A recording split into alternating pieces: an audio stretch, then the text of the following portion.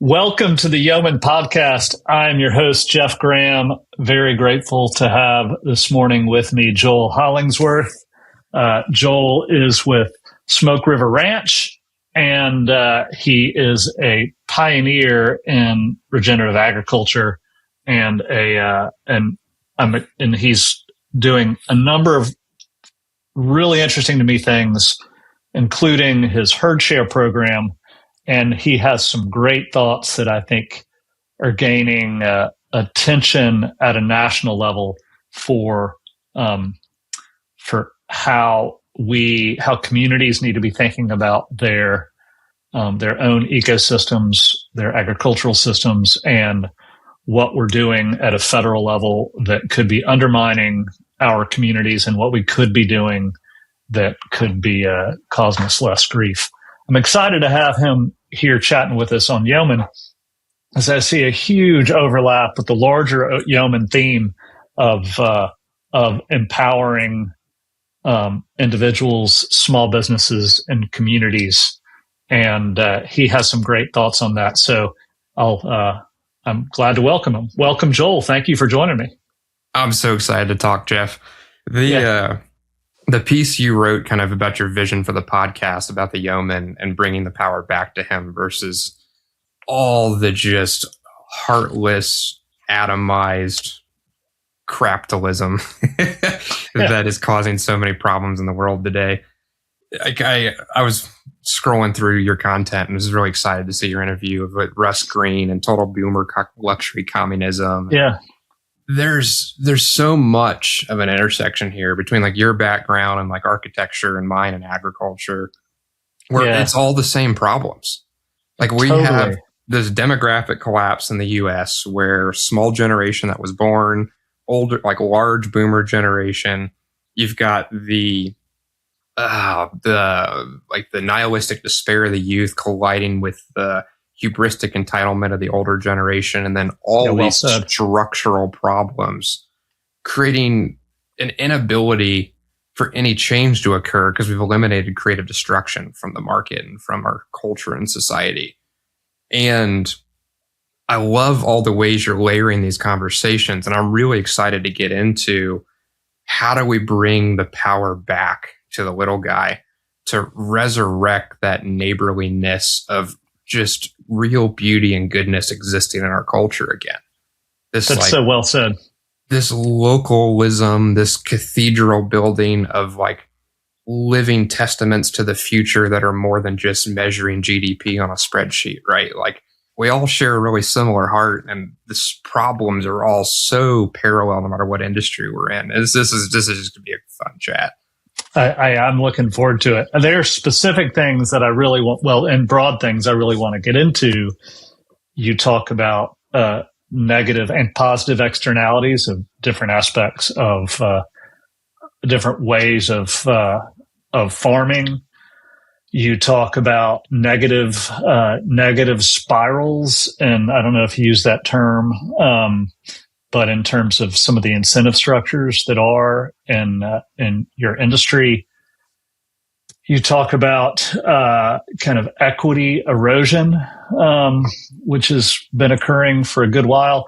But before, and hopefully we'll get to all those things. And your phrase, which I really love, your phrase, commission stewardship, and we'll spend some time on that as well. But we should start really with an introduction of you, your background, how you came to where you are now, and your herdshare program. So please give some background on that. So Joel Hollingsworth, 34 years old, fairly young, old enough to have some winters and hardship behind me, but young enough to still have the energy to do something about it. My intro into this whole world is really interesting. So like I grew up middle-class family, Christian family, and my awakening started more from like a Christian context, where I felt like God was calling me to try to like build something better in the world that mattered versus this like just external punch a ticket to heaven in church and like just live like this modern hollow vaporware existence inside of our collapsing capitalism society. And my story really unfolded with this initial call in my heart where I wanted to know God for who he really is, and I wanted to become like him. And that drove everything. Back in like 2009 was where this really started for me. And that one question got me in so much trouble. Like, so you were just, your early 20s, 21, 22. I was 18 at the time. Oh, okay. God. So Yep. even earlier, you were thinking about your meaning, work, and what it meant for your soul. To a degree. I mean, I wouldn't have termed it as that at the time. I just wanted to go do mythic, big things full of purpose in the world, and God shaped the rest. Like my grandpa used to quote the verse, a man plans his way, but the Lord directs his steps, right? And I've always heard that as, how do you make God laugh? Tell him your plans.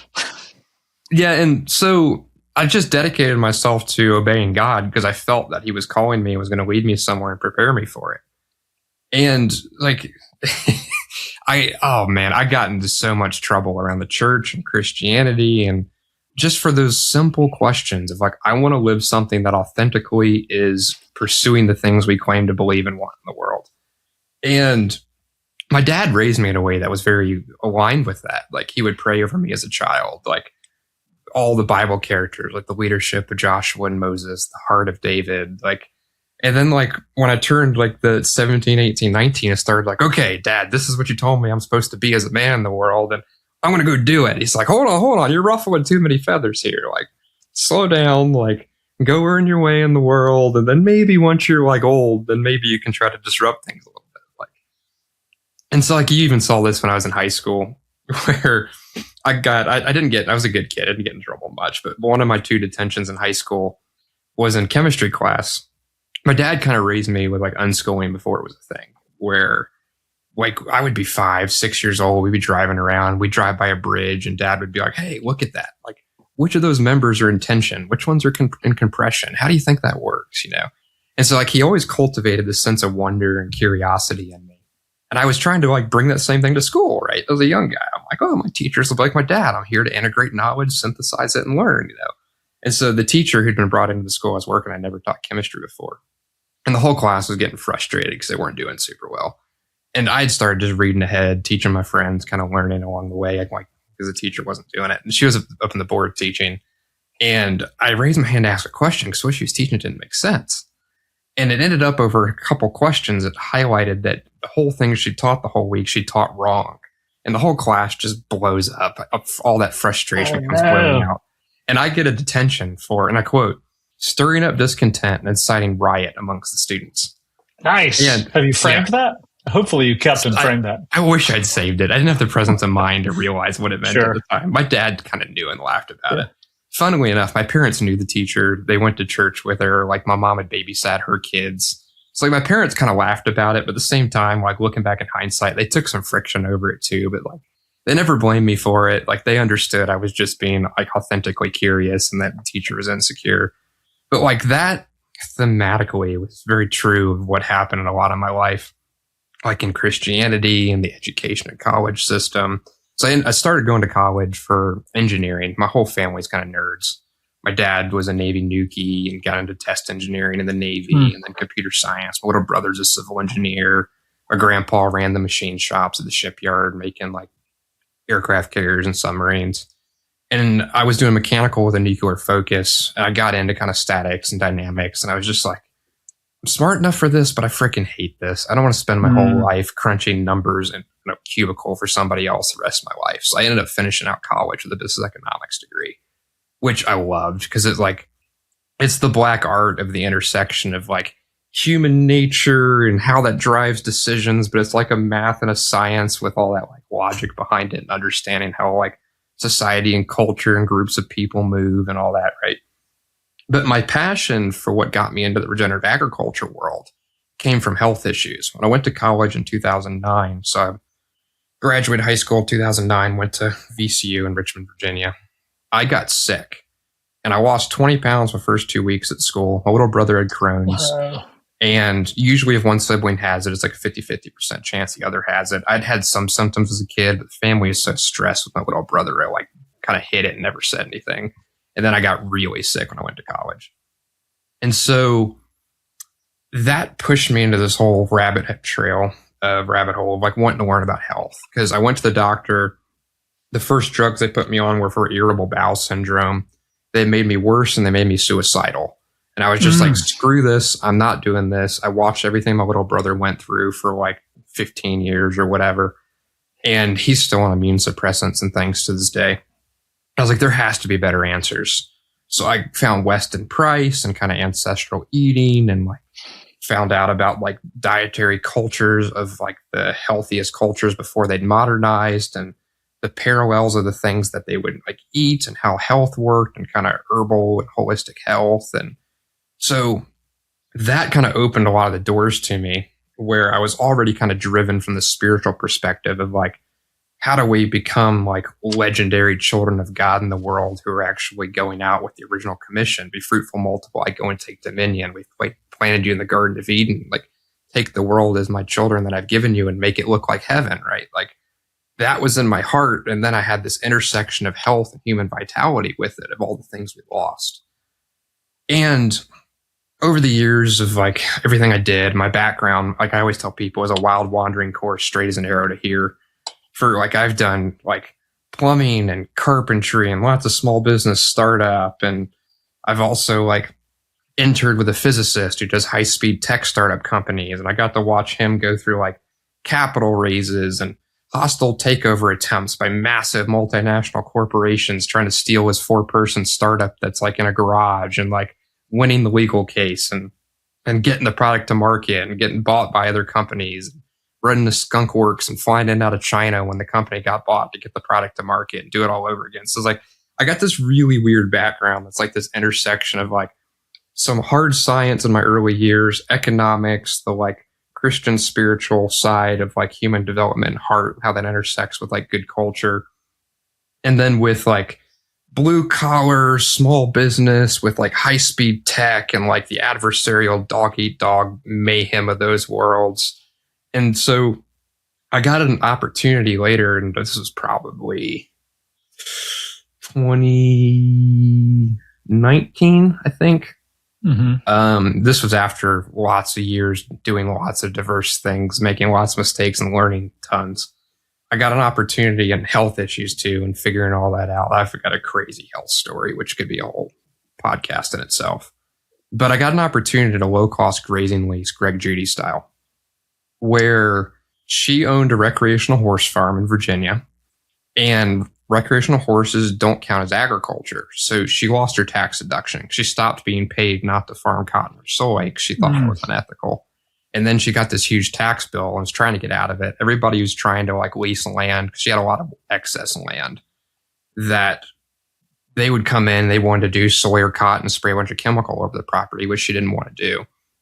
And so we, with our fencing company at the time, were out doing a quote because the city had mowed her ditches and wrecked her fencing.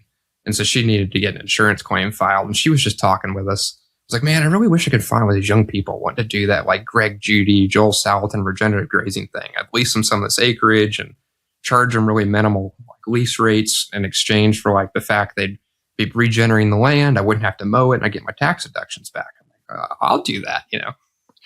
So I signed the lease with her, and I signed it before I had any money for cows or anything. It's just like, you ever had one of those moments in your life where it's like something that's just almost just like glowing? It's like, this is your call. God is here. Step here. Like, if you don't, you miss like the wave of what your life is intended to be. Like, you just can't miss those moments. So it was one of those.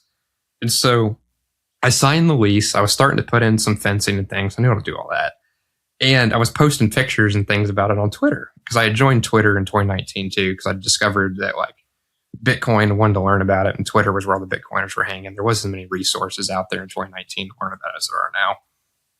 And because I'd seen some of this stuff happening with like civil asset seizures and like cash structuring laws against small businesses where like their bank account gets frozen and it puts them out of business. I was like, man, like trying to do anything disruptive in the world from a community or small business sense is going to be attacked. And I need ways to protect value that can't just be taken from me by these large power entities in the world. And so I was on Twitter And you know about the bull run. I mean, it went from like 5 or 6 grand a Bitcoin to 69 grand a Bitcoin. Mm-hmm. So my Twitter account grew with it at the same time as the bull run was happening. I was just hanging out with all the Bitcoiners. And when it went crazy, so did all our Twitter accounts. And I got DM'd by a wealthy Wall Street guy who was like, hey, this cattle project you're working on, I want in on this. I'm like, no, you don't.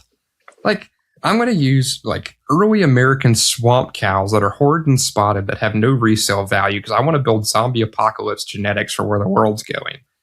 And I'm going to push the edges of regenerative grazing science. I've never done this before, so I'm going to make all sorts of mistakes, and we're never going to make any money at this scale. He's like, yeah, that's fine. I want in. I'm like, why? So he wrote me this letter. He was in kind of the investment banking world, and he saw a lot before COVID because this was 2019.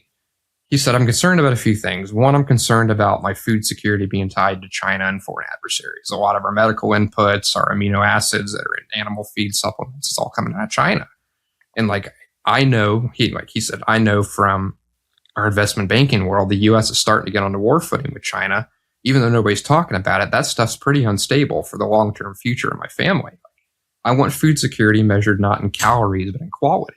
I'm like, okay, that makes sense.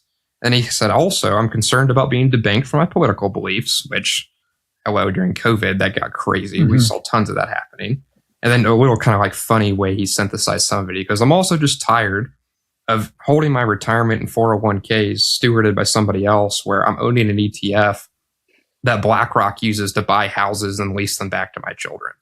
It's like, I want to own things inside of trusted relationships of real things that support building things in the world I believe in.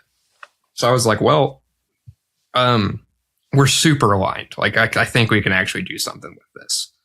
And so him and I put our heads together because he didn't want to farm, didn't want to be on the board of a farming company, didn't want to really think about it. He just wanted to own real hard assets that were resilient and disconnected from supply chains, have deep food security, and advance things he believes in the world.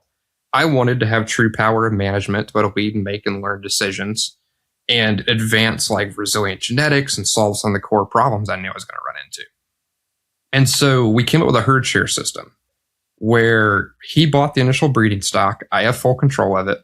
And then every year when the calves are weaned. So just, is this before you had bought any stock for the Virginia property? Correct. Yeah. Okay, gotcha. Yep. So we were trying to figure out how to do it. Yeah. And so we came up with a herd share program. He bought the original breeding stock. Every year when the calves are weaned, we split the calves.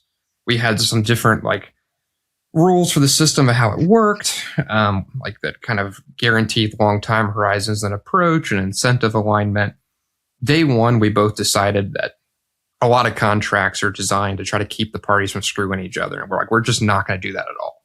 We're going to put in the effort up front to build enough relationship that we trust each other's competence and honesty. And we're going to write a contract that the sole goal was to align time horizons and incentives so it makes sense to do this together. So we did that, bought the first 15 breeding stock in 2019, ended up with the COVID disruptions and all that, didn't get them delivered until late 2020. And then my phone blows up. All his friends start calling me. They're like, hey, these herd share things, can we get those too? Because everybody got concerned about the exact things he cared about when COVID happened, because he basically like prophetically saw ahead and just anticipated it all. Did he cause COVID? That sounds a little suspicious. I highly doubt it. Highly doubt it. So he and I like talked a little bit and a lot of the other people, and what we ended up doing, I got together a bunch of buddies, raised some capital, ended up buying the land out here in Oklahoma. We got 700 acres of owned land. Like another 120-ish or more under lease now, and moved 13 cows from Oklahoma or from Virginia out here to Oklahoma, and then scaled in. And we just took on the chops trying to do an agriculture startup in all the broken climate of agriculture as it exists today, believing that with the scale of having these families with long time horizons who care about the actual like true root problems with us, we better be creative and find a way around it all. So we scaled up from that to we're about 500 animals now. Insane fast growth. I mean, we've probably done almost $5 million in capital in the last handful of years. And we went from I've never ranched before to now on Wednesday I'm going to DC to represent regenerative ranchers on the Hill with the Food as Medicine bill. I've been consulting with Maha about the issues facing agriculture. Like I've been interviewed, I'm speaking all over the country. Like it's been wild. It's been a wild ride. What a wild ride. That's so great. One of the things we learned that was really interesting is that basically being a change agent in the world or catalyst, you need three things. It's like a three-legged stool. You need a true passion and love for what you're doing. You need true expertise and understanding, but you also need scale, because without scale, everybody's like, just, like you're an interesting novelty who's eccentric over there doing your thing. With us having the herdshare group of families, we were able to put all three of those together.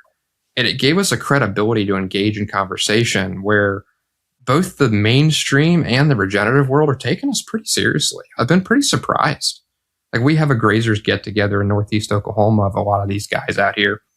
And I thought a lot of these old guys have been ranching for 40, 50 years would just like be really antagonistic to what we're doing and the regenerative stuff and like the community model. But hilariously and surprisingly to me at the grazing get-togethers, I'm the youngest person in the room. I'm pushing the edge on regenerative stuff way harder than any of them. But rather than being like adversarial, they spend more time asking me curious questions than anybody else in the room. Like it's just, they've all been really excited about it, which has been a lot of fun. So that launched into what we're doing today. And that gave us the backing and the privilege to take on the chops, figuring out in the real world all these problems facing the industry. Because everybody's so siloed that the complexity of these problems are not really being understood. So between my diverse background of experience and building a startup as a young person that actually went from small to large pretty quickly, I've got to run the full gauntlet of understanding all these layers to the problem where I've got this kind of 100,000 foot level view with my feet still in the dirt that very few people have, which is the privilege of being able to be commissioned to do this by the back end of the community who cares about real things in the world versus just trying to maximize profit. I want to continue on that route, but I don't want to leave yet until you fully describe what the herdshare program is. So you've talked about it broadly, but describe how it works. So we currently have about 40-ish families. They own the breeding stock. Every year when the calves are born and weaned, we split the calves. When they buy in, they own the underlying asset of that breeding animal. It's not tied to a particular animal. It's an animal of the herd. And I have full control and management. When they enter into the herd share agreement with us, it's a boarding agreement that's paid for in calf splits. So they get a small return based upon their split of the calves. The rest of the calf split goes to the farm to fund like operating expenses and profit and everything of the entity, if there is any profit in agriculture. And so the farm runs like a normal regenerative ranch. But because of the backing of the families and the capital scale, it lets us actually get to being at a point that works. So it's really long time horizons. Like when they join, they have a 2-year time walk before they even get distributions or even can do anything at all because it takes a year. So can they take their distributions either in meat or in proceeds from the sale? Is that right? Sort of. So 2 years in order for like a year to gestate, then a year to nurse and wean before they get any distributions. Then the animals in the system, it's all distributions in animals. It's not accounted in meat or dollars, right? They're just a rancher who's like commissioned me to do the work of management and the animal boarding, right? So it's broken down to breeding stock and meat stock. Breeding stock's like the generative engine that's producing more animals. That's what they initially like buy into owning. And then the meat stock are like either the colt females that are passing the genetics program that are just end up being fattened to be processed, or the steers that are going to be fattened to be processed or sold or whatever. They can withdraw those whenever they want. The contracts are written where my explicit obligation is in the 6-month accounting period. They request a withdrawal in one 6-month period. I get it to the sorting pens in the next 6-month period at my convenience. That's the explicit commitment. Implicitly, all these families that we're pretty tight. Like they'll come help us work animals and put in fencing or all sorts of stuff. It's a like national scale group, but like it's like we love having people over for dinner and spending time together. But what they all also know implicitly, I go to the butcher shop all the time with the farm's animals. I go to the sale barn all the time. So they'll just kick me a tip for transport. I'll put the animal in the trailer and take it to the butcher and be like, hey, half of this animal or 3 of these animals are so-and-so. They'll call you and pay for the processing and then tell you what cuts they want. And then they'll either come up, pick up the meat, or you can ship it to them kind of thing. We also have some families, interestingly, it's like the golden handcuff problem. Like some of these older people in the upper middle class or lower upper class, like they see where the world's going and they want to prepare for it. But they're in that point in their career where it doesn't make sense to retire and go become a homesteader because they're just cranking out the money right now. Like we've got a guy who's like one of the nation's best ophthalmologists, doing like some cutting edge eye surgery stuff. He wants to become a regenerative rancher, but he's like, I just can't do it right now. And he looked at doing land because he's just so successful. And so he looked at buying land, but it's like, I don't want to spend all the time managing the land. And like, it doesn't really it doesn't make sense to hold that as the diversifier to like be preparing for what he wants to do in the future. He's like, how about I just own cows with you guys? You guys develop the genetics. My stake in being a part of this tribe with you guys is going to help you guys scale and solve the problems I care about in the world. And then when I get old enough and my career winds down and I retire, I'll just withdraw my breeding stock and I'll just start my own ranch. Beautiful. We've got some families that do it where like they withdraw their steers at a year old instead of letting them stay in the herd to fatten, to process them, and they'll put them in their own backyard and fatten them is the plan, right? Like, so it's all like they can do whatever they want with their animals within like the rules. Like everything's designed to like align time horizons.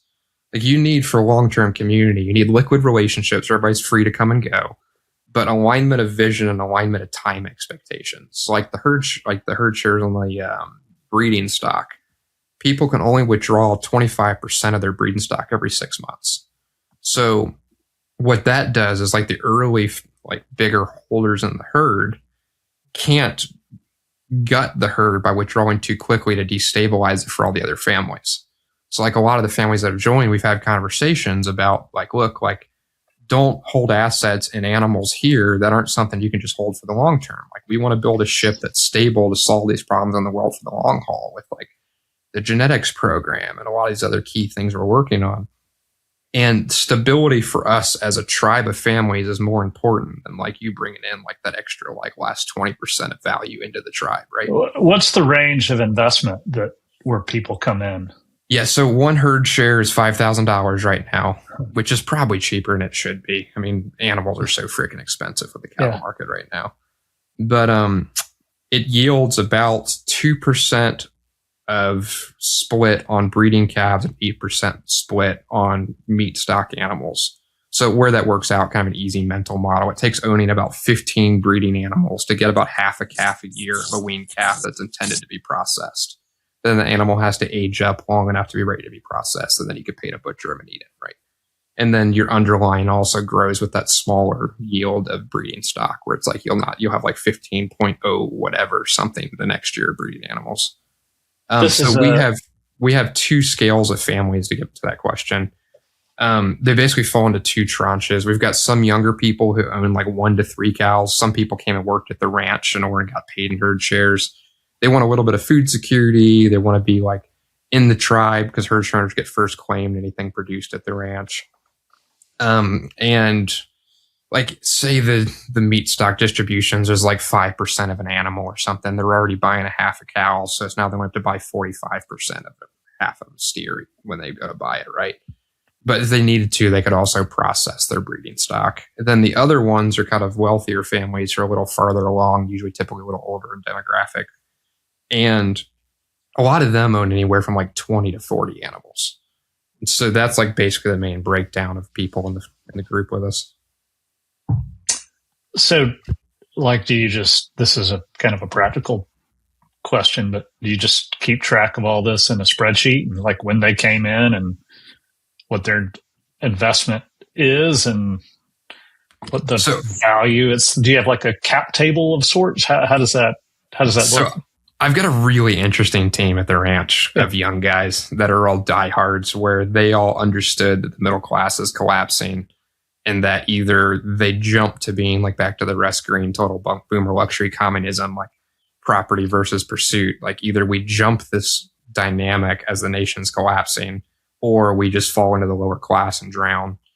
And they're willing to have really long time horizons, but they're like, I've got some really capable guys. Like one of my guys is got a finance degree with a minor in mathematics, and he's like studied neural nets and AI, and like he's an absolute brain. Like he's also studied a lot of like Renaissance stuff, like ancient Roman culture, Greek political systems, and early American political systems. And like, so a lot of the writing I put out of like the one in the American Tribune, the Soil and Money article, like he helps with a lot of that stuff.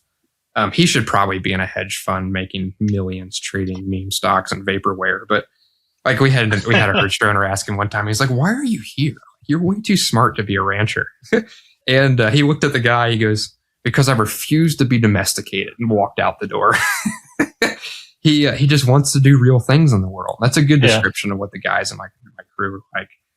And so like he built the software and database tracking system. Like it's tracking genetic concentration in the breeding program. It's tracking ownership and like withdrawals and animal claims. Like when we first built the system, a lot of farmers wanted to replicate it. And I thought it would be really easy to open source it to help catalyze change in the industry. And it took me about a year to figure this out, which it probably shouldn't have taken that long. But I assumed these other ranchers would do what we were doing.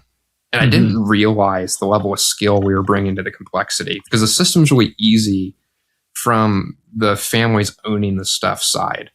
But from the operations side, I mean, you've got to have really tight data fidelity. Like you've got to be like we're basically like part hedge fund cash flow management. We're part like soil and regenerative scientists and geneticists. We're part like patriarch and community managers. We're part like politicians dealing with scaling disruptive change in an industry, like PR and marketing, and like handling all the nonsense with the world trying to like slow down change agents. And like, so you've got like all these layers of hats we're wearing all in there at once.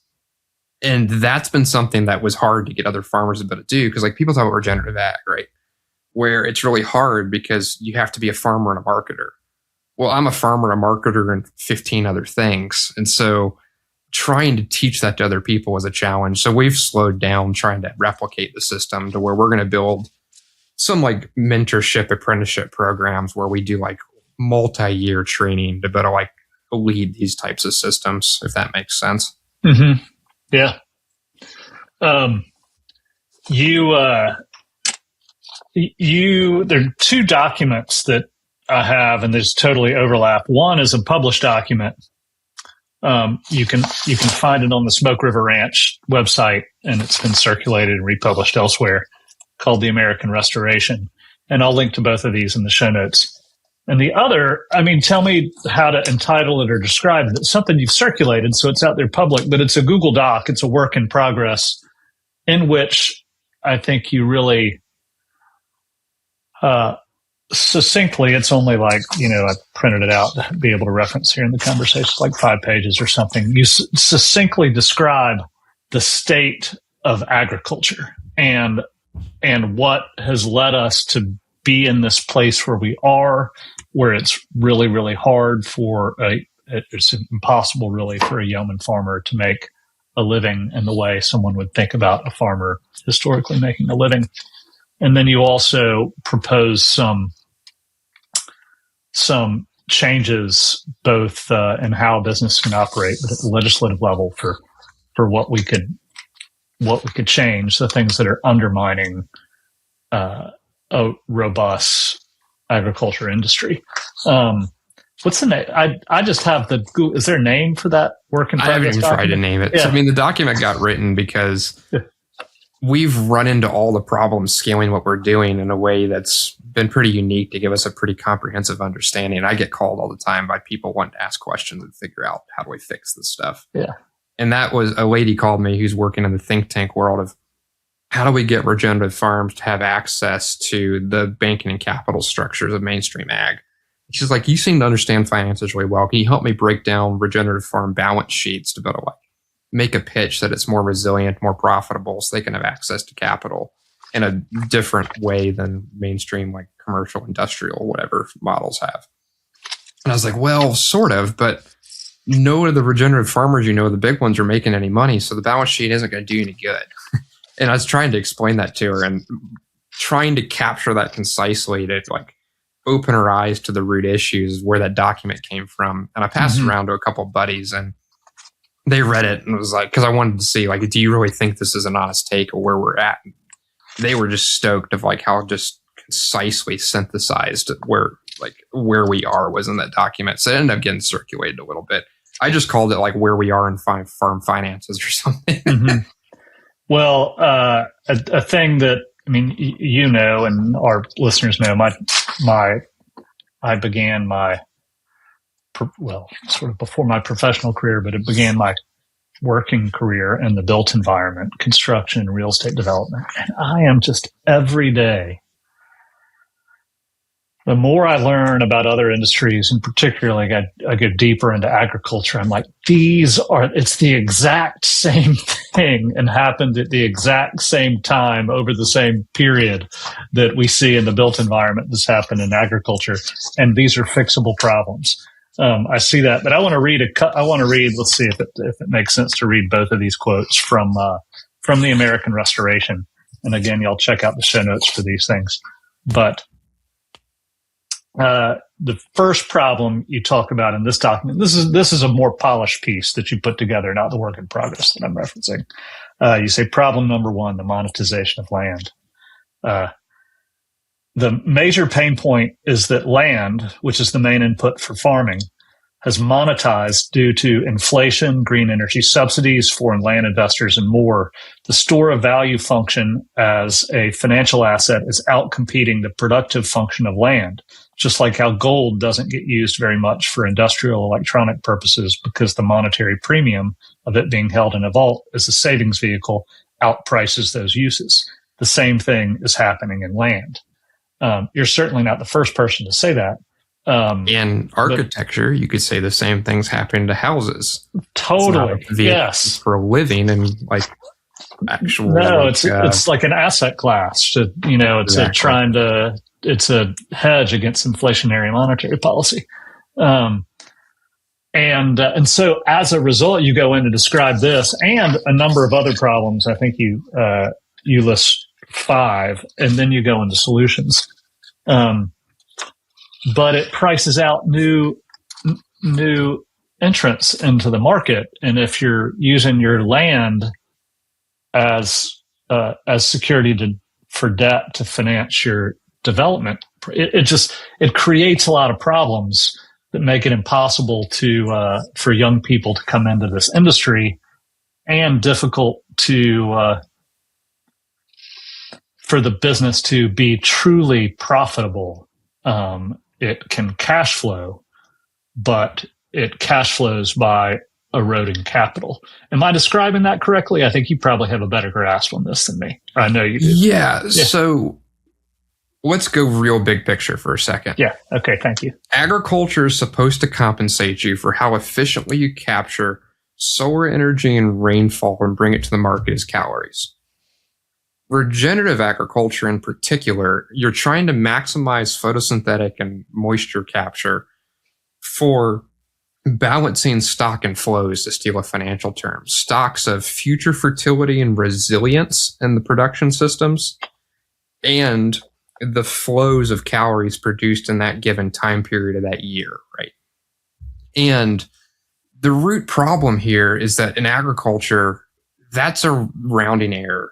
You're mostly making money in most of the industry of agriculture today, where growing things is just an entry ticket to the grift, because you're being compensated by your ability to play subsidy and political extraction games, cheap debt games, and all of that nonsense, rather than actually grow stuff. Yeah, growing stuff allows you into the stadium to play.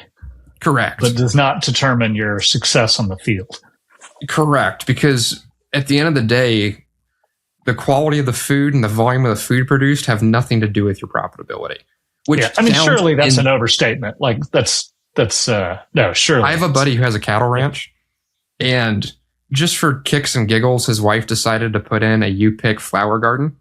Her 2 acres of flowers makes more profit than all of his acres of cattle production, hundreds of acres of cattle production. Because our economy is 2 things right now. It's like entertainment, and then it's banking. Like, my sister actually referred to it yesterday as I think she called it agritainment. Yeah. Because like, does Apple make more money off of cell phones or off of Apple Pay? Like, do grocery stores make money off of selling product or their payment terms? Like most grocery stores have payment terms to where you as a consumer pay them today for the product, but they don't pay the like people providing the products except for like net 90 or longer. And they're functioning as an investment bank, and their margins on their food is not what drives their revenue. Like the whole economy is just vaporware. Like Twitter cannibalizes mass media, never makes money. Like Uber cannibalizes the taxi industry and like never made money, right? Like it is just the grift of having access to the money printer while you destroy a productive industry to grow your perceived equity position as everything becomes money. It's like Weimar, where everybody became a day trader because, like Seyfedin Ammous said, like when you have soft money, everything else has to become money. And so nobody. Seyfedin Ammous, friend of the show. It's been an episode, dozen or so, something like that. Nice. Yeah.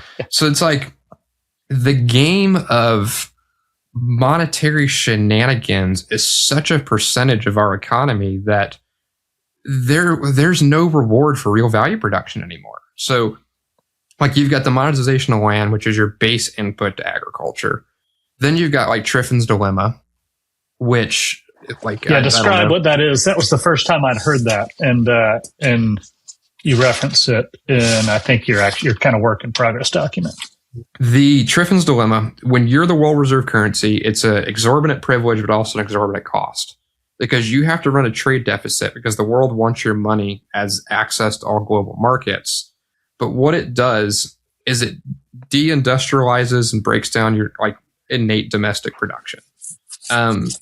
This, like you've seen this everywhere. It's a known phenomena that always happens. You just become a financial services economy.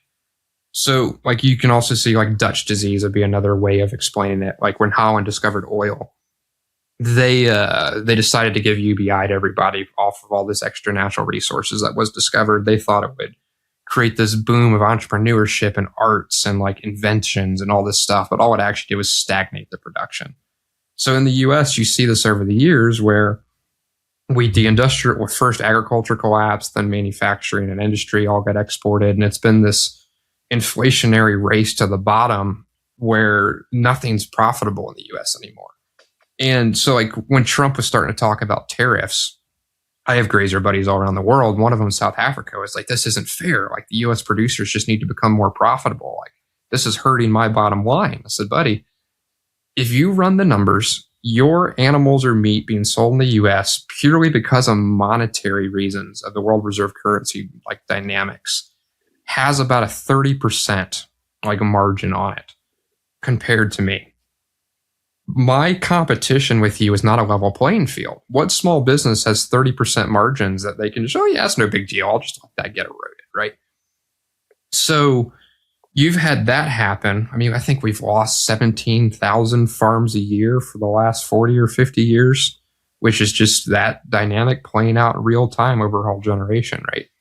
Like if you look at the numbers in agriculture, 85% of ranches have a full-time city job to subsidize their farming habit. The average ranch in the U.S. loses 1.5% return on assets a year if you don't factor land equity appreciation. That's why you see the dynamic of multi-generational farms carving off an acre here or there, or 10, 20 for house development, 40, whatever, and then trying to keep farming. They're losing money by being in agriculture and only making money by landholding. They're basically an investment fund for. Well, I would think too, like in inheritance tax, with the with land prices going up, and then you have then you have a situation where the death of the parents who own the land, it's getting distributed. The children are then sort of probably in many ways compelled to, and I know there's some policy that's meant to mute that pressure, but then they're compelled to break apart the farm and sell some to just even pay taxes. Well, that, or like the always trying to be fair to all the kids, where they want them all have the ability to own the same amount of inheritance. So they carve it up, and now the farm's not big enough for the one who wants to run the farm to stay there. Right. But even on top of that, I mean, the farm never made anything. So like the boomers feel wealthy because they look at their balance sheet of assets, but they don't even really have any value to retire on because it's all land equity. Mm-hmm. And so like you see this thing even now in the housing market of all the boomers refusing to sell, even though there's this huge spread between sellers and buyers right now because they're just unwilling to admit to themselves that the value they think they have in their house just isn't real if there's no buyers for it, right? Well, I mean, I think that's probably a harsh framing on it, refusing to sell. Like it's in their economic interest to not. Like, so it's just the way it's all set up. Like there's tax benefits for them to hold on. There's they get punished from a tax policy perspective if they rent out that property rather than stay in it. Say if they wanted to hold on to the thing but rent it out, and like there's reasons they do. Like it's not good. It's unfair generationally. It's bad policy. But I would hate to sort of like individually, they're not like being greedy assholes. Well, I mean, to some degree, when I look at a lot of the conversations happen in agriculture in particular, the boomer generation largely doesn't understand what happened in a macro society sense. When they got their land, you typically could pay for agricultural land in, I think it's 4 to 7 years out of its production. You look now, if you run interest rates at current interest rates and the production per acre potential of land at current land prices, your payback period is probably infinite. Yeah, like you're not talking 40 years instead of 4 to 7. You're not talking 80. You're talking infinite. And the older generation was able to get the assets while one, the culture and the economy was still functional. Like as of today, like in anything blue collar, I'm sure you see this in the housing world. I basically can't hire anybody to competently do anything. So like that's a huge business burn for me. Like getting anywhere from getting a truck fixed to hiring a contractor to do hay, or install irrigation. Like you're talking, I end up having to pay 4 people to get one job done, and it ends up costing more than even one of them should do when the final one does it, because he has to fix what the first 3 screwed up. You know, would it be? Let me make sure I'm understanding you correctly. Like, are you saying that there's no amount of money you could pay to have someone come in and do that in a competent way?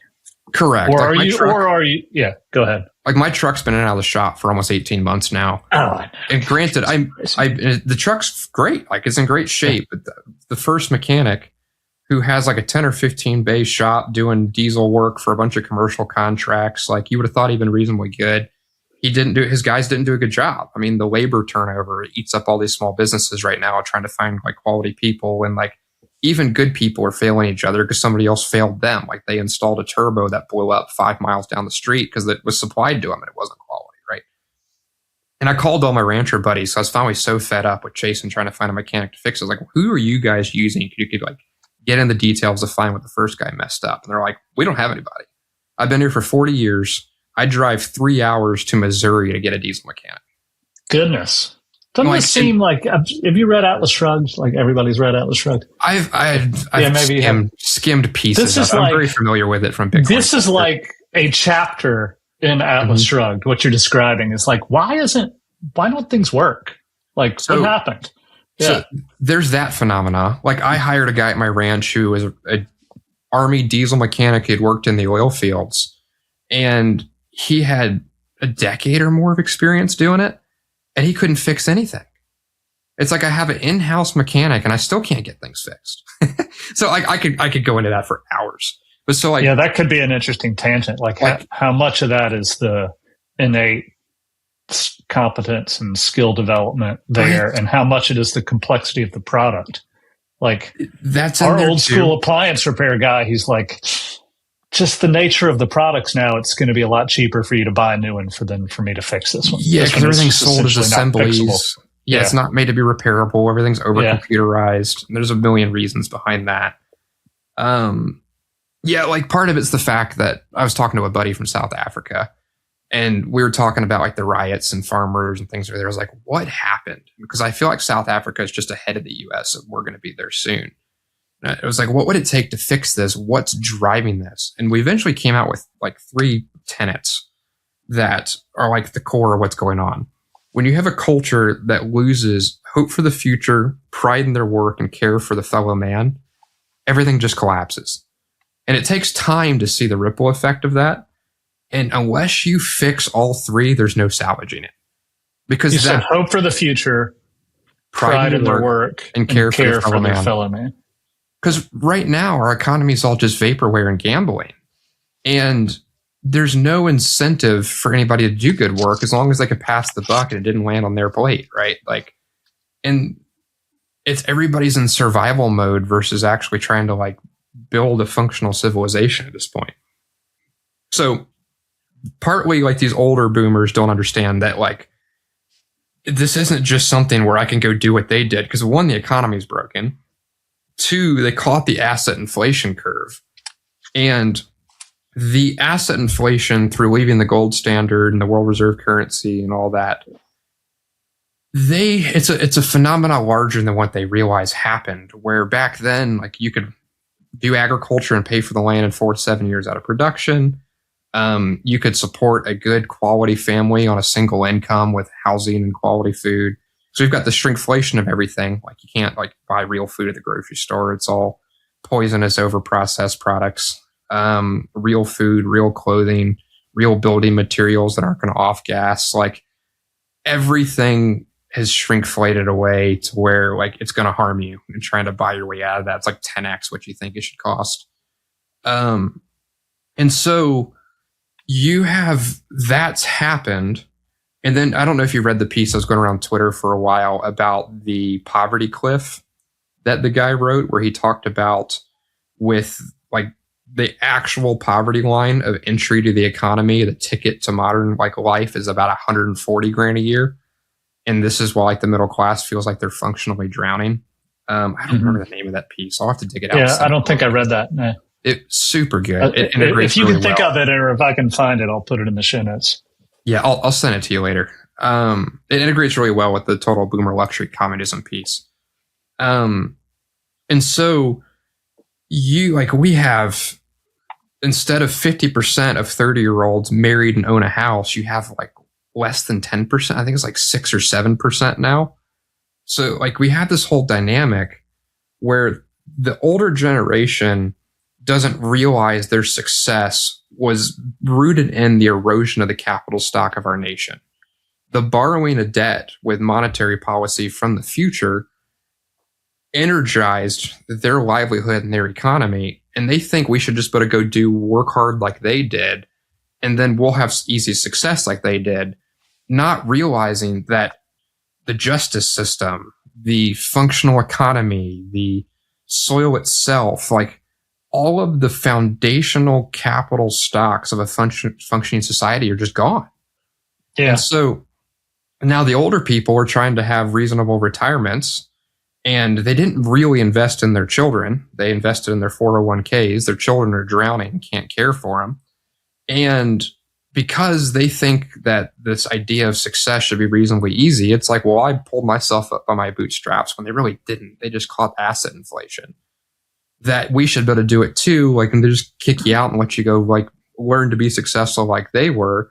And that they feel like it's reasonable for them just to consume what they created. And you should be able to just be in the world as they were. And it just doesn't work that way, because we don't just have to try to do what they did. We have to repair the theft and the loss to get back to the starting line. And most of us also are trying to think in like the future of the good of society again, of how do we rebuild things to pass back to our children, to not put our kids in the same position we're in. So like, I'm not trying to be too hard on the older generation, but you're being pretty hard. But there is definitely this collision, like I opened with, of the hubristic pride of the older generation, but the younger generation also has this like despairing nihilism, and they're intersecting at the same place. The younger generation is having this despairing. Correct. Yeah. The despairing nihilism is colliding at the same place. Well, let's just gamble everything away as a society because there is like the future isn't secure, right? In your piece from your website, I'll read something you read, which I'll read a version of what you just said there. It's regenerative farms are in the context of regenerative farming are being asked to repair land and ecosystems that were given to them broken, with no capital access, no market access, to solve long time horizon problems without going bankrupt. God, I think that's well said. Well, you're sounding pretty doomer, Joel. Oh, it's even worse than this. Like, I think it was like 52 or 54% of high school seniors in 2025 couldn't pass a basic math competency test. I think it's 48 or 9 or something percent of our nation can't read it above a 6th grade reading level. Like the young people I hire, it typically takes me 3 months to get them to be able to sit in front of me, maintain eye contact while having constructive feedback and accountability of what they did while they were working. 3 months. Because they've been given a trophy their whole lives for never being successful and nobody ever held them accountable. And so I hire them in. I have to build enough social capital to be a father to them and tell them no for the first time in their life. Why do they stick around? I mean, it's a free country. They could totally, do they like it? What do they? That's part of the issue. Like, I know tons of farmers that have just given up on trying to scale, and tons of like blue collar tradesmen and carpenters too, because my mechanic has the hardest. I mean, he's probably 60. He has the hardest time getting because people. It's really hard. I spend more money redeeming the mistakes of the youth as I try to mentor and disciple them than I do on payroll. Like, foolish stuff. I've had the door of my tractor, it's got a glass cab door, shattered like so many times because like they'll just leave it open and an animal rub on it when they get out of it to cut the hay bale, or like they'll like just all sorts of nonsense. Like you wouldn't believe the kind of things we have to deal with. And so a lot of these guys just give up. They'll be a carpenter who just does what one person can do. They'll have 40 acres they'll ranch because they can't find anybody to like do like any sort of labor that's reasonable, right? And our churn rate has been phenomenally painful. I've talked about that a lot in other places. The guys I've been successful with are basically guys that are willing to submit to discipleship because they're here to develop as men just as much as they are to like actually like do something in the world as a part of like. How old are these young men that are? Most of them are like the mid 20s range. And I mean, so not materially younger than you. So, you know, not a ton. I mean, typically like 10 years or so younger. Yeah. I lived a really compressed life with the amount of quality men and mentors and experiences I lived through. So that I learned a lot painfully fast, which has put me in this position to be ready for it. But those young guys, I've been able to find a handful that have enough grit and enough willingness to be self-honest that they're making it through the process. In general, I don't know many ranchers or even can find one of those. I have 2 guys that are incredible, and then another 2 that are like they're doing well, and most people would be like super stoked to have them.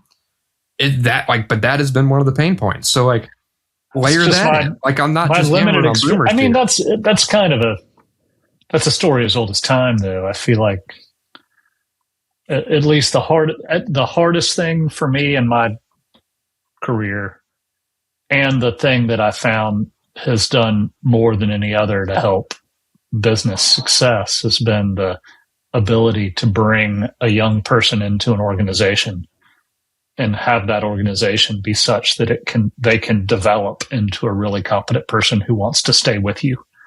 Like that is the competitive advantage. Agreed, but like Brooke Rollins announced this from the stage when she announced the regenerative agriculture program. Between the ages of 17 and 24 or 25, 75% of them can't qualify for the military because of basic mental health and chronic disease issues. It's a tiny generation. The bulk of them were like a huge chunk of them were aborted before they were born. You've got half of them are functionally illiterate. Like, so sure, like how old are you, Jeff? 52. Yeah. So sure, like working with young people and raising them as a competitive advantage in the market, but were you dealing with people that were sick as our generation is because they've been poisoned by the environment, the broken food system, all these things, and functionally illiterate, but the people you're trying to turn into productive people in your business? Like, yes, this is a tale as old as time, but you mix that with like dopamine culture and like the attention span of the average young kid now is like 2 seconds. like this current situation where we are in culturally, I don't think has ever happened before in history. And like, we want to say that it's never been this bad because it tries to like give us a sense of hope, but I do not think it's ever been this bad. I've never seen in any of my study of history the layer of problems we're seeing today. Well, that is really, so I don't mean to diminish that. I think all those things are very real. I do think they're very real. And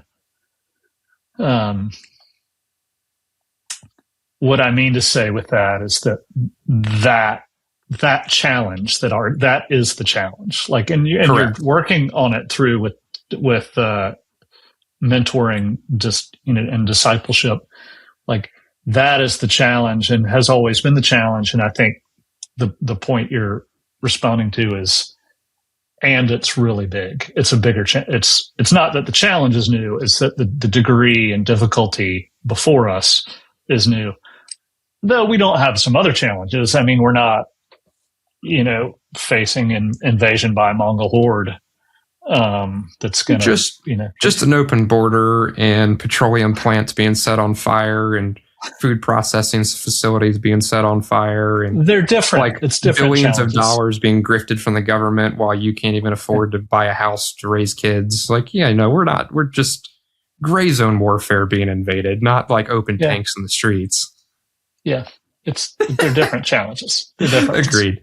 So back to the core thread here. So 89% of ranches in the U.S. are less than 100 cows. Of that tranche, the average herd size is 22 animals.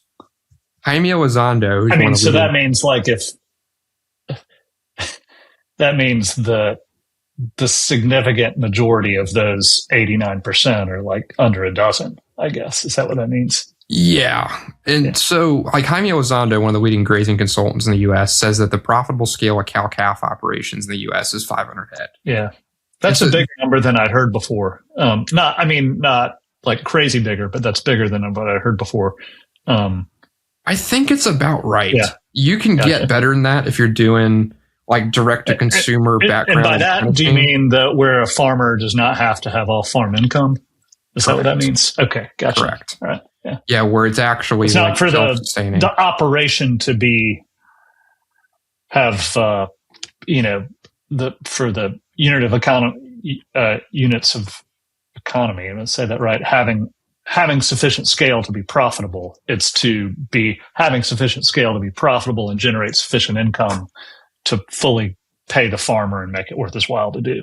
Correct. Okay, gotcha. And pay the laborers well enough to have an actual stable, like local real system. business, for it to be a real business. Like it's correct. Yeah. And so like this is one of the things that the herdshare program is solving is with the families going with us, it gives us enough CAPEX participation to be able to actually hit that scale to be viable, right? Mm-hmm. For now, like that's been brilliantly working. The problem has been like the employment base of the youth. Like that's been what's eaten me alive. So we've ended up having to transition to more tech dependence using like GPS collars and lots of polished infrastructure. And there's all sorts of problems there. I mean, I think about that a lot in all kinds of industries. Like, when we do not position our young people for success and they enter the workforce they reach an age where they need to enter the workforce and they're not able to contribute, then what we are doing is we're increasing the incentive, we're increasing the rewards associated with technological solutions that wouldn't normally be worth. It just wouldn't make sense to do otherwise. But because the talent pool is in the condition that it is, we need robots making our lattes. Yeah, and so this is where I get in this situation where it makes me worried too. Like the GPS collar company Halter for doing rotational grazing cows with the GPS system, they just got a $200 million investment by Peter Thiel. The new regenerative pilot program at the USDA built has the One Farmer, One File initiative. The, $300 million contract for that was given to Palantir. And so now you've got this intersection of Thiel getting into grazing technology, the USDA getting into data centralization that also is given to Palantir. Palantir built the tech for terrorist surveillance in the Middle East. They now have a massive contract for integrating AI and data surveillance in the US. So it's are we just getting set up for like they're doing in Europe right now? They're using drones to fly over farms who haven't submitted to forced vaccination of their cattle, and they'll just come euthanize or take your cows if you don't submit to biosecurity tyranny. To get particularly edgy, but things we have in America that other people tend not to have is, well, one, we're armed. And those poor farmers in Europe, when people come to do that, they have no means to prevent them from doing that. We have I admit, maybe eroded sense of autonomy and sovereignty here in America, but it's still very much here. But the things that you just those things, they seem to me to create more opportunity for the small farmer, or more reason to be a small farmer than ever before. Am I thinking about that correctly? But there's no middle. So in the agriculture industry, you either have micro hobby farms or mega corporate farms who have access to government subsidies and cheap capital. Yeah, right. The middle's gone. And so but the technologies that would help rebuild the middle, they're all kind of getting pulled into the bureaucratic overreach state. And so the problem is going to become who is fighting to maintain the freedom of the little guy? Because these big tech companies, all big tech always does, they take a bunch of VC money, they provide the technology while running at a loss to get market penetration. They outcompete because of that any of the people who could build more decentralized, middle class, middle scale friendly technology. Because their investors' cost of capital is lower than a small person, so they can afford to run at that loss to gain market share. Once again, back to the Cantillon effect and all the money printing dynamics. Yeah. And then once the monopoly is in place, they get into price fixing and tyranny, just like Amazon just got exposed doing a price fixing with Walmart and all these other producers where the prices on jeans were lower on a different website, and they sent an email and everybody raised their prices to the same level, right? So do you find it interesting? I find it interesting the odd bedfellows we're seeing, the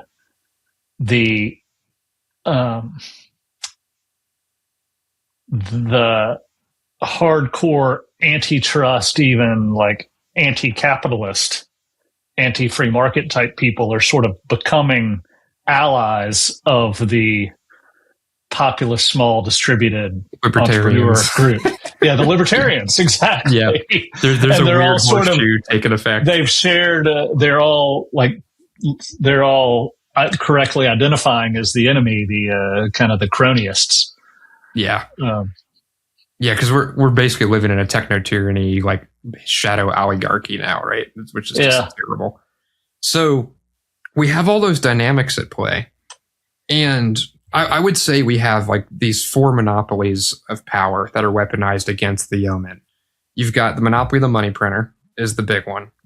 And I'm sure a lot of your audience are Bitcoiners and understand that you need a creative roundabout way to fix that. And that's money is the base communication and coordination mechanism for any production in society. And when that gets corrupted, you have money being spent on unproductive things and productive things not being rewarded and all those problems.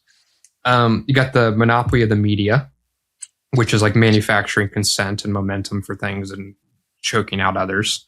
You got the monopoly of the regulatory and bureaucratic authorities, like in the animal world. You can think of that as like the processing laws and like wastewater treatment costs or USDA inspection costs for middle or small scale processors. And then you've also got like the monopoly of violence of the enforcement, right? And in America, I think we do have a lot of hope because, like you're saying, the firearms, and it's not just that, but the reason I've stayed in America is because when under duress, a nation always reverts to its like core creation myth. And our creation myth as America is rebellion for freedom. So America can fall asleep and kind of get really derailed, but when it wakes up, it always wakes up because that's what we return to. And the founding fathers gave us a really beautiful federalist system, which while it's been incredibly eroded, there's still a lot of that in place that puts a lot of power locally that if you are smart about it, you can maneuver to get a lot of power back in the hands of the local communities and states again. Like I was a part in 2009 when Governor Northam, I think it was Northam, was trying to push the assault weapons ban in Virginia. And we ended up having like the Second Amendment sanctuary county rallies where like 105 or 10 or something counties signed on that like they wouldn't enforce the ban. And then he threatened to like take away the pensions of the local sheriffs, and it just kept escalating. It was super cool. I went to the rally at the Yorktown courthouse. We were on the battlefields where the Revolutionary War was on. We're all at the courthouse, like they're trying to jam through this stuff, and the citizens were just too ardent, and they had to pass the sanctuary for Second Amendment rights stuff.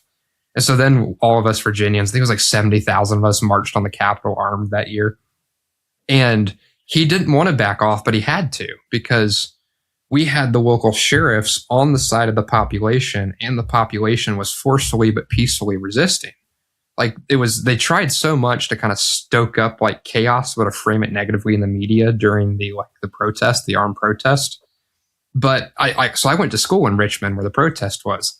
I have never seen the city as clean as it was after the protest because all these middle class Republican families brought with them trash bags knowing it was going to try to be framed against them. And so while they're marching around protesting on the Capitol lawn, they're actually cleaning up trash in the city. They went to small businesses and restaurants. Like a Japanese baseball game. Yeah, they went to a bunch of small businesses and restaurants and things with all these people. Mm-hmm. And a lot of that part of Richmond was very liberal, right? They tipped so much money trying to create positive social capital because they knew that was the game. And there was not one thing that happened where they could get negatively framed in the media. Like all the small businesses, the most profitable day in their lives. What year was this? This was 2019. Okay.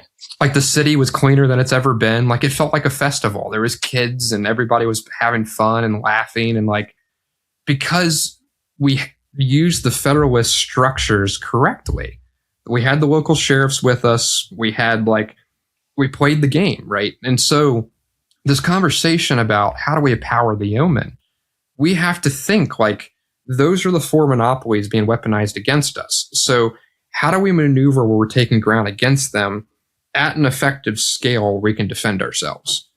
And this is where that, like, I'm just going to go flee and react and get a homestead on 5 acres and like disconnect from society doesn't work. Because if you're on 5 acres and the government tries to push some tyranny, you can't do anything about it. If you've got a strong local community and the sheriff's on your side, they may try to like change the law on your grazing leases like they did to the Bundys, but they couldn't enforce it because they had enough scale to be able to win the media war, the war on like the actual power of firearms, because the whole community and all the sheriffs lined up at the entrance of the ranch and told the federal government no, right? Like they had the actual regulatory system on their side because of the way the laws were written, the government was trying to tyrannically overwrite that, right? And because they played that game intelligently with a scale of community with them, they were able to weather the tyranny and actually come out to where they won the engagement and maintain their freedom and their base of their family and continue operating their ranch, right? So this is where the beauty of what we're working on in our community is coming forward with the herdshare stuff. If we've got 40 families with us who are national, they're largely upper middle class, lower upper class. There are lots of small business owners who are leaders in their fields. And as things happen, as we scale and run into challenges or any of these things, we have them with us to help create the stability to engage in all these different contexts to be able to assert our freedoms in the world. And so what we have to think of here is not just like, how do we build profitable agriculture systems? It's how do we build agriculture systems that can survive tyranny? Right? Like we see cattle market going up, meat prices going up. And the first thing the government does is they announce they're going to like take the tariffs off of Argentina to keep food prices down, right? Like we're in the bread and circuses stage of the empire. And this is why the herd size isn't rebuilt in the US, because all the ranchers are just gun shy. They just think that, okay, I'm finally starting to win, but I don't trust it. So I'm not going to put any capital in because the government's going to find a way to mess it up. And this is where in history, almost what always happens, the government intervenes. They try to price fix, they try to import, and whatever they do ends up suppressing the problem solving ability of like the actual middle class production system. And then you end up at a place where prices keep running, the population gets more and more upset. Often you either have like nationalization of the productive assets and tyranny, and then famine, because what happens when all that really goes is not usually an underproduction of food. What it is the food gets destroyed. Like you saw in South Africa, like guys who were hungry, they'd come in and raid a warehouse. They'd take 10% of the food that was in it and set the rest on fire to cover their tracks, right? And like that's what happened in like the Holodomor. There was plenty of food, but the food didn't make it to the people because it got lost in the chaos. And we're on the trajectory for that. So not only do we have all these economic problems, we have the fact that that's where we are in history. So it's like, how do we engage as a young people in an industry to weather all of this? And that's where my mentality really strongly is going to, like back to agriculture, right? A lot of my consulting with MAHA and the regenerative agriculture think tanks and all that, I've started explaining this really simply. Like as a society, we have appetite to try to stack subsidies on to try to fix problems.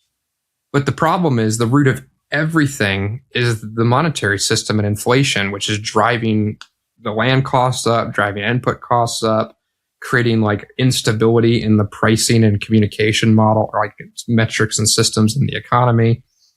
It's incentivizing like stupid behavior and punishing good behavior.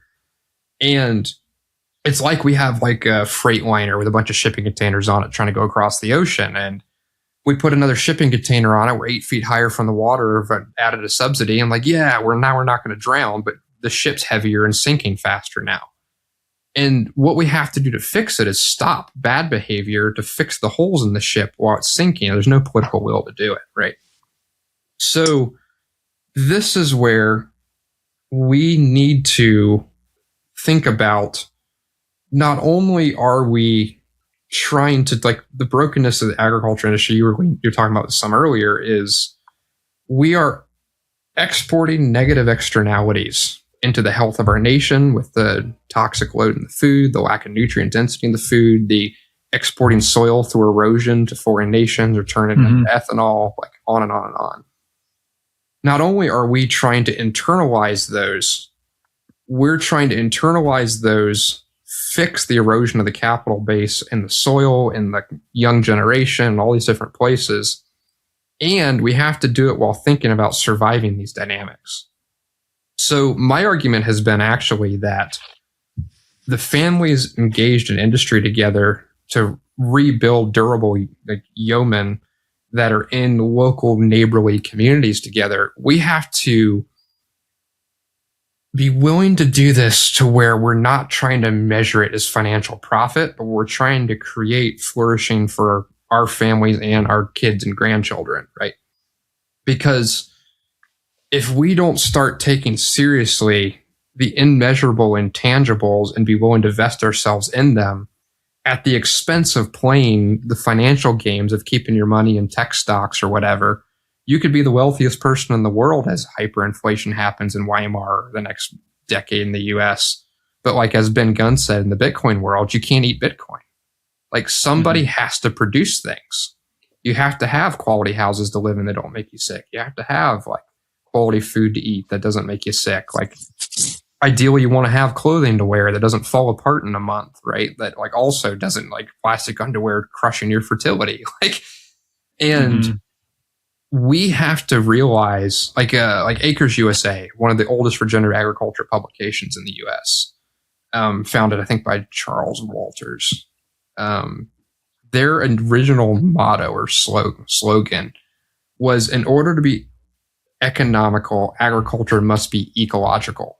Because their argument was that maximizing ecological resilience, biodiversity, is also maximizing profitability through increasing production and the ability to weather ups and downs and like also future production capability or potential, right? But what I've been adding to that when I get a chance to speak at Acres events is that only works if you measure value accurately, not just in dollars, but true deep value, which would be like the health of your people, the health of your local community, like the health of your soil.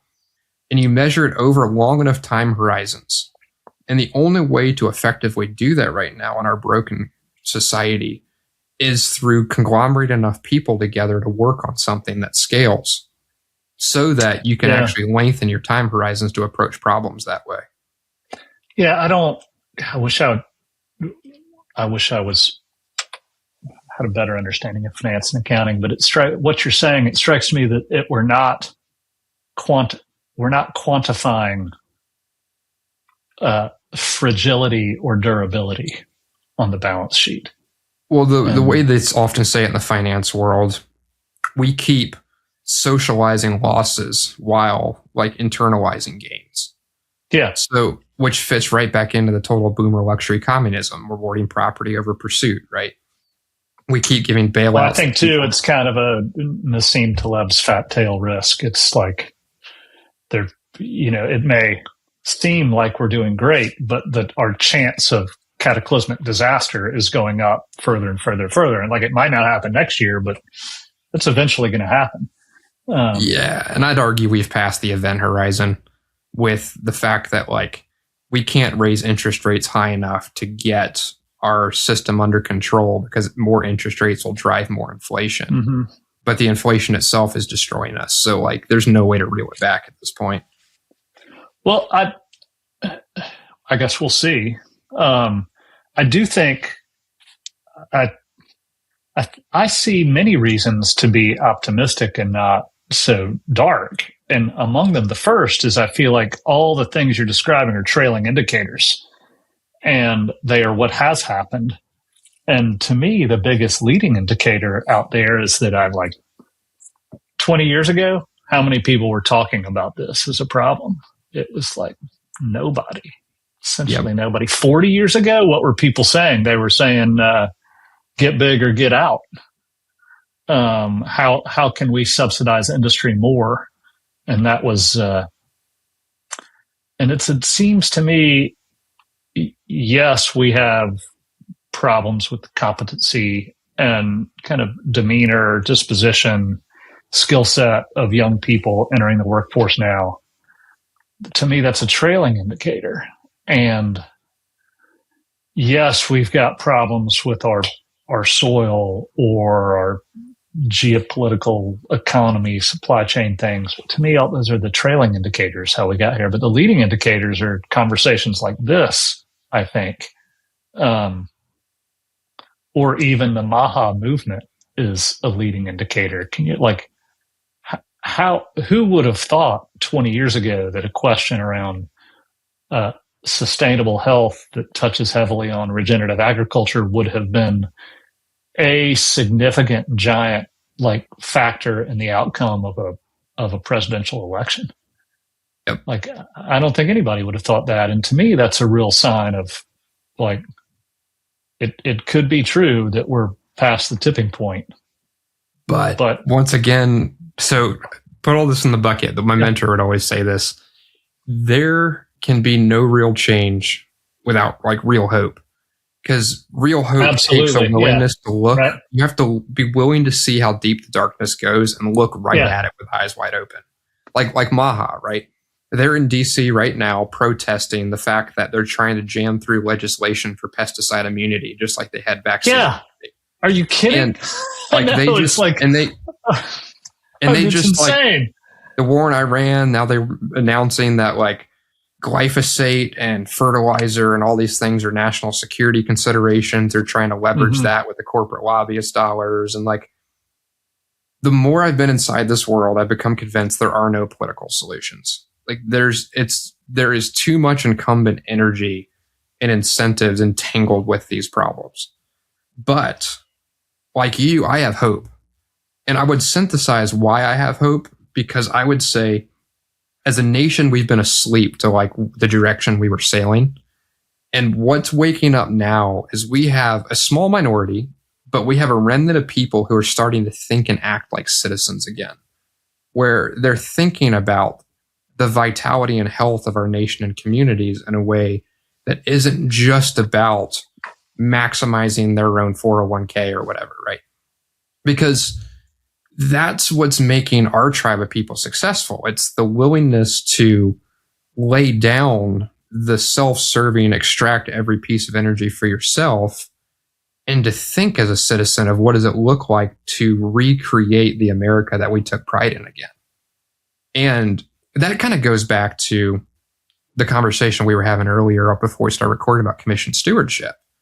Like this whole herd share model, one of the things that's become abundantly clear to me is that there's a lot of energy out there of people starting to think like citizens, but they don't know what to do. Like the problems are so big, they're so complex, there's no big political solution. Top down isn't going to fix it. It's like, how do we push back? And that's where, when I, with the herd share system, kind of raised this banner of explaining the problems, here's what we're going to go do to go fix it, people just flock to it to go there with us. And they're good people. Like I can be out here having these conversations and I don't have to have any sort of filter on what I say, because all the families with us totally understand it. And they want me to be out here having these conversations and like figuring out how to fix it and bringing more allies to us. Right. And we tend to think like, as the nation devolves, like the legal pressures will go away and we can like take advantage of that by stealing the Chinese land and then like using that to do agriculture on to feed our communities. But like the energy is there if we can figure out how to build systems around people worthy of carrying that banner to get people acting together with a scale of unity and a density of force of action, right? Because so much of what you try to see people fixing this in the world doesn't end up working. Like whether you're talking like intentional communities or communes just being a disaster, or small businesses blowing up with the LLCs because friends and families can't get along. We need structures that enable scale of human action, but are able to have strong enough leadership to fix things, but enough organic livelihood of function and like natural balancing mechanisms that they're like a living organism themselves. And so our community at the herd share system has ended up kind of emerging some interesting like political philosophies, which you and I were talking about earlier. It's probably a good time to start rolling into some of those unless you want to go into anything else. No, we should. And I'd hate to say it, and we can always do a part two, but I think we'll have a hard stop in about 10 or 15 minutes. Yeah, no problem. Yeah. So for us, right, like what we've discovered with the herd share system is there's this beauty of everybody is free to come and go. Because if they don't like what's happening, they could take their cows and leave, right? Over long time horizons. There's an alignment of time horizons that matches to the mission at hand and the vision of what we're trying to accomplish. The farm also can have freedom to come and go because inherent to the herd share contracts, I have the right to buy anybody's cows out at twice the market value. I did it that way because I want people to know that if there's a forced exit where I want to exit relationship, they're going to come out whole and ahead, right? But I needed to have the freedom if somebody is not a good fit for the culture of what we're doing anymore, that like I'm not trapped in bad relationships either, right? And from this has emerged this really nice, natural, like balancing mechanism of scaling community with real strong leadership and vision. And the rate limiting factor has just been, how many people do I have worthy of putting that sort of power and authority in with me as these families want to attack these problems in the world with us? Like, the capital hasn't been the problem. To some degree. We're tackling big problems, like even just our breeding program to develop genetics for cows capable of doing the high intensity, ultra high density grazing, which drives profitability and soil repair. We're probably $500,000 a year or so of opportunity costs being invested in that project. So like, capital's important, but really the big pain point's been the people. And so we look at a lot of America today, and we have this race to the bottom rooted in this like egalitarianism that's taken so much root in our society and become a cancer, where we're always trying to solve for like not leaving behind the lowest common denominator, but what we're doing in it is suffocating any like actual true chance of success. And what I've begun to see is that there's a lack of worthy leadership, of character that can bear that weight to go with me to do what I'm doing. And that ties into like our mentoring and discipleship programs, right?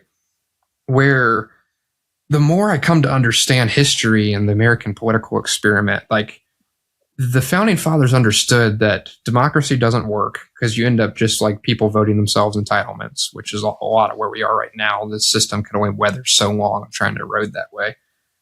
So they tried to give a democratic republic. They said that like this political system would only work for a just and moral people. And we're seeing what happens when you lose that in the culture now. But ultimately, in their writings, you feel this thread where they didn't want tyranny like what they were experiencing in Europe. And so they created a system to try to make it hard for it to become tyrannical. They tried to resist the bad. But they had no real vision of what does it look like to truly create the good. Like if you study political philosophy anywhere that's actually good, one of the first things they'll teach you is that the best political system is a monarchy with a good king. Because he has long time horizons. He views the well-being of his people knit to like his honor and what he should be doing. And he's creating freedom, even though he's the one with the authority, because they have like the most ability to add value to the kingdom when he enables them to decentralize command and do things, right? The worst political system is a monarchy with a bad king. Like Seyfried often argues for monarchy to go back to it, because it's like, well, the fix of that is you assassinate the king, right?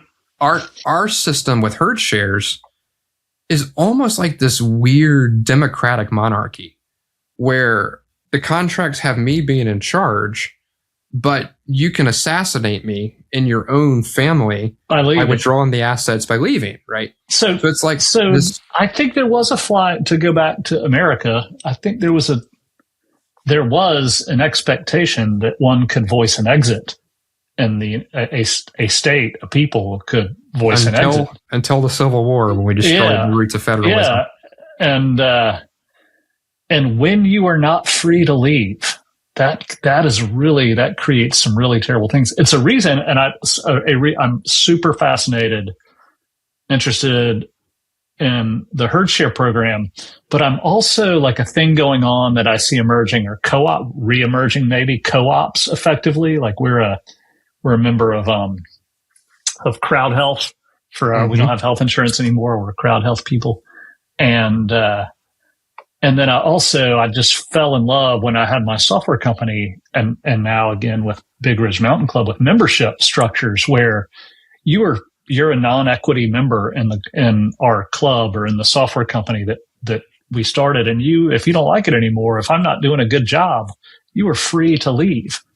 And that's a huge incentive for the good monarch to be as really, really good, to do as best as they can, and to really take care of that group. Agreed. Which are all very similar to this idea of commission stewardship that I'm it is as an approach here. But I always thought of my title as like, my title shouldn't be CEO, it should be like steward or steward of I always tried to think about the business as an apple orchard. Mm-hmm. And the problem with most co-ops though is that there's no unity or density of vision to actually create real change. And that's where like this commission stewardship is kind of different than a standard co-op that's more like atomized and distributed. They're different. But it's in the spirit of there are these communal ways of thinking about how to do this. It's maybe kind of a distributism type of thing. Yeah. But anyway, I want you to describe it, not me.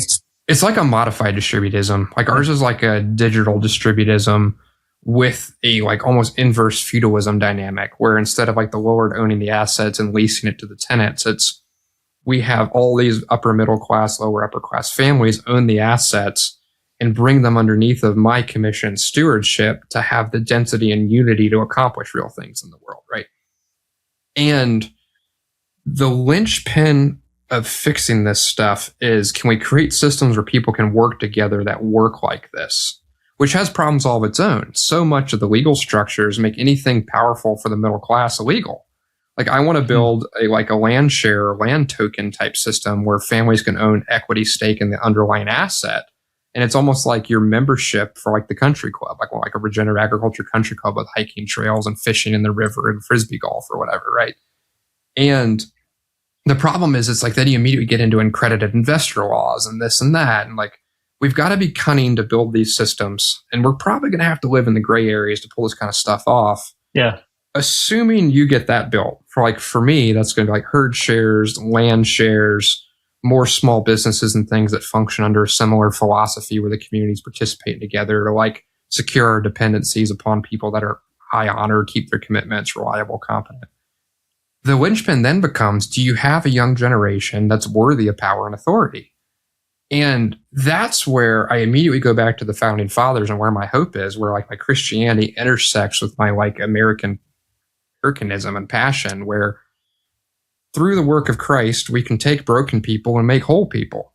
So it's like the new covenant. Like I'll take your heart of stone and I'll put a heart of flesh and I'll put my heart in you. We're like baptized with Christ, where the old man passes away and raised again a new creation, where the ability to have the Spirit of Christ in you post-resurrection is like, it's the power to be shaped through co-authoring your growth and identity with God to become more than you were before, where you can actually become capable of living as God would in the world, to live in his image, to continue the incarnation, right?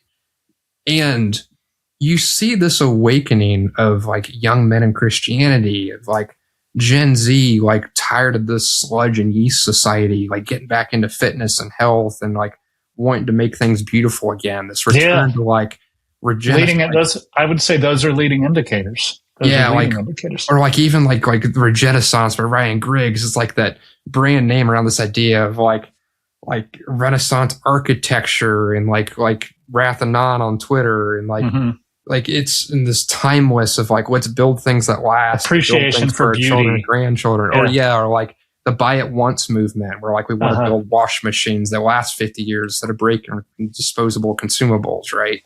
Like you see this huge push against all this stuff. And this is where I think for re-empowering the yeomen, it's really simple. We have to get back to our Christian roots as a nation to raise quality young men again.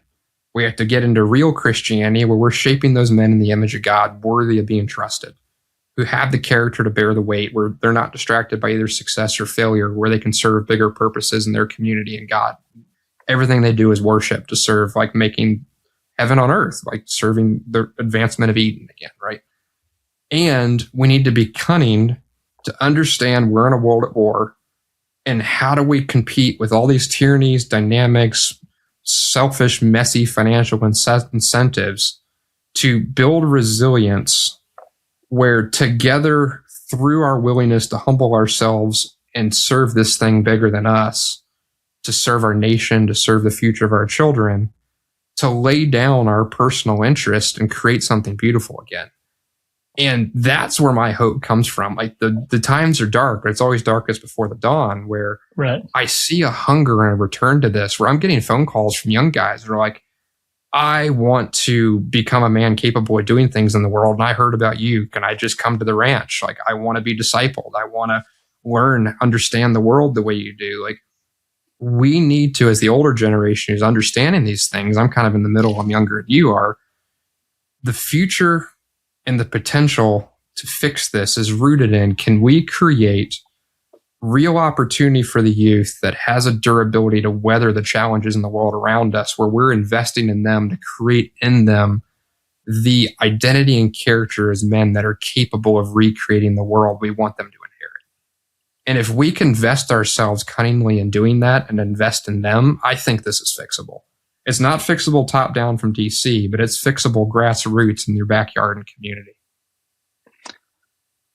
The thing I really appreciate about that message is I think there is a lot of allure to the idea of withdrawing and in whatever form that might take, but withdrawing and just working on your own little thing and saying, I'm going to give up on the rest of the everything outside of there and just work on my own thing. But I think what you're really calling to is that for enduring and meaningful success, we can't withdraw. We cannot. In order to do that, we ought not. It's like the Apostle Paul said with Timothy, like, you are my living epistle. We have to create living epistles of places that have a sense of place and people that have a commitment to place and people that are capable of enduring. And only through that can this be fixed. And I think it's possible. I truly think it's possible. It'll be painful, but we can get there through having that vision and being willing to vest ourselves in creating it. Well, I think we're on the way. I do. Joel Hollingsworth, thank you so much for joining me on Yeoman today. You can find Joel, as I did a long time ago, at Untapped Growth on X. And I do encourage you to check out Smoke River Ranch, and I'll link to some of his writings in the show notes. And then also, I hope we will hear more from you, Joel, and your influence. Pleasure chatting, my friend. Yeah, likewise.